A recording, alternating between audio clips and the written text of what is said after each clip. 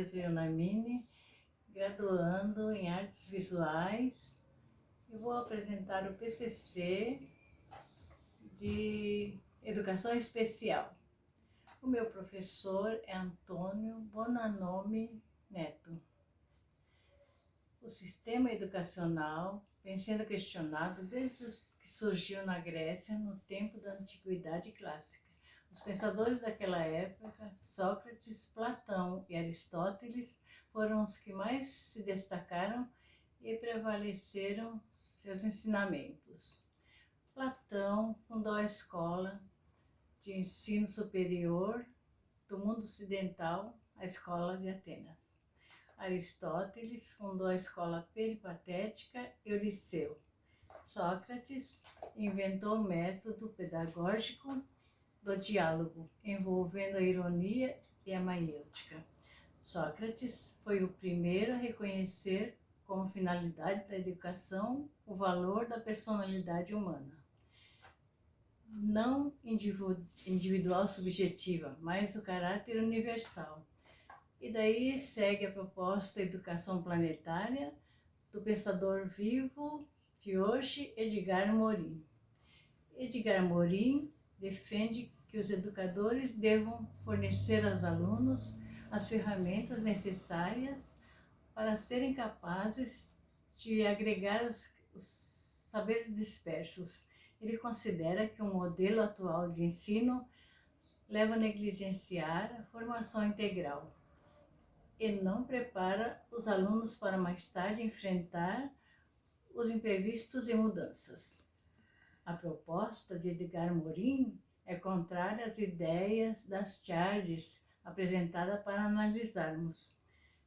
Ele lamenta que a condição humana está totalmente ausente do ensino. Fala também que conhecer apenas fragmentos desagregados da realidade faz de nós cegos e impede-nos de enfrentar e compreender problemas fundamentais do nosso mundo, enquanto humanos e cidadãos. E isso é uma ameaça para a nossa sobrevivência. Edgar Morin diz que temos a necessidade de reformar radicalmente o modelo de ensino nas universidades e escolas secundárias. Ele defende a necessidade de criar cursos de conhecimento sobre o próprio conhecimento. Ao longo da história da educação humana, tivemos antiguidade. Lá nos tempos da antiguidade, a cidade de Esparta, que era desprovida da ética do gênero humano, onde prevalecia a vontade do Estado e se sacrificava a vida dos que nasciam com alguma deficiência física, por não apresentar qualidade para serem guerreiros. Na Idade Média, Jesus Cristo foi o primeiro mestre, seguido pelos apóstolos, pelos evangelistas e pelos seus próprios discípulos.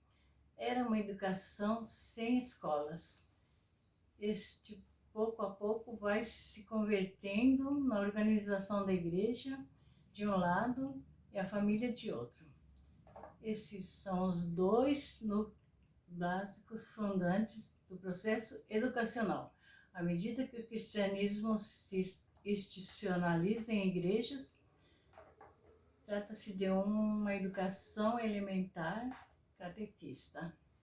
Mas pouco a pouco vão surgindo os educadores cristãos. No início eram os padres das igrejas, que constituíam a chamada patrística. Entre eles se destaca Santo Agostinho, um dos maiores pensadores da igreja. Suas obras, Confissões de Cidades de Deus, ainda hoje publicados e lidos.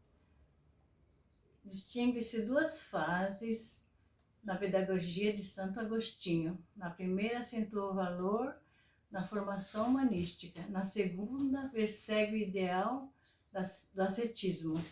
Em ambos os momentos, o fundamental é o desenvolvimento da consciência moral. a profundeza espiritual que nos ilumina a inteligência e faz reconhecer a lei divina eterna.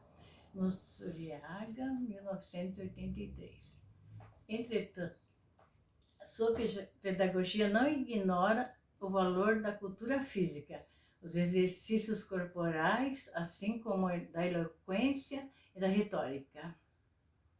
No Renascimento, século XV, inaugura uma nova fase na trajetória intelectual do ser humano, busca desde a antiguidade greco-romana. O homem do Renascimento confia na razão e nas aquisições culturais da antiguidade. Com uma estreita relação com os avanços da ciência da época e com as descobertas tecnológicas, vem a invenção da bússola e as grandes navegações, e principalmente a invenção da tipografia por Gutenberg. E aumentaram as crenças nas possibilidades do homem, favorecendo a individualidade, o pioneirismo e a aventura. Hoje, diríamos que beneficiou o empreendedorismo, de modo era inevitável que surgissem novas concepções de educação e de ensino. No século XVIII, os reis pensadores e políticos estavam preocupados com as questões educacionais. Zuriaga, 1983. Duas figuras se sobressaem: Jacques Rousseau e Johann Heinrich. E os revolucionários de 1789, representados por Condorcet e Lepeletier.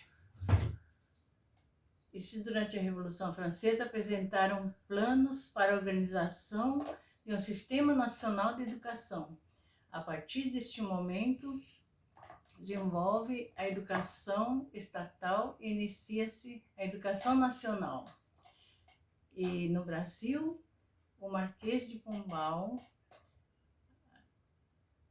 ele havia feito as reformas, empreendeu umas reformas a partir de 1759 e foi uma tentativa frustrada na mesma direção. O ideal educacional dos iluministas está no reconhecimento do grau máximo da razão humana.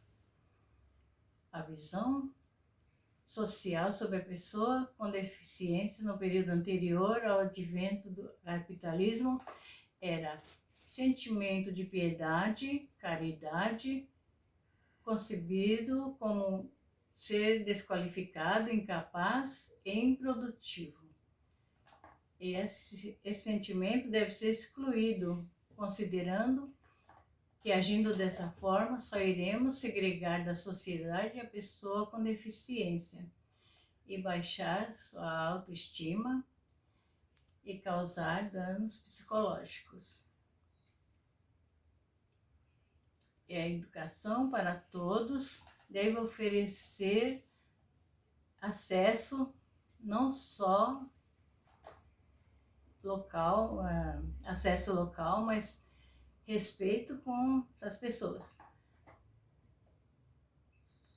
Surgem as primeiras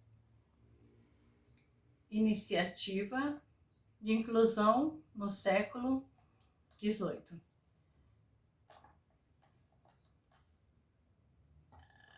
As escolas necessitam de adaptações para cada característica, dispondo de salas especiais e umas salas especiais onde estudam numa sala comum junto com todos, depois vão para estas. Sobre as charges apresentadas para análise, é que a minha opinião é que os professores devem respeitar os alunos e usar de ética humana, respeitando o geográfico de cada um, e dizer que o idioma deve ser aprendido corretamente. Eu usaria de ética sem ofender nenhum aluno, explicando que para cada assunto temos uma hora certa. e que naquele momento o idioma devia ser aprendido corretamente. E avaliaria a capacidade e a possibilidade de todos e faria uma prova compatível para todos. Finalizando, eu não me recordo na lembrança nenhum momento desagradável com meus professores. Eu sei que um pequeno gesto de ofensa vai afetar o aluno ao longo de sua vida inteira. Gratidão a Deus e gratidão a todos que me assistem.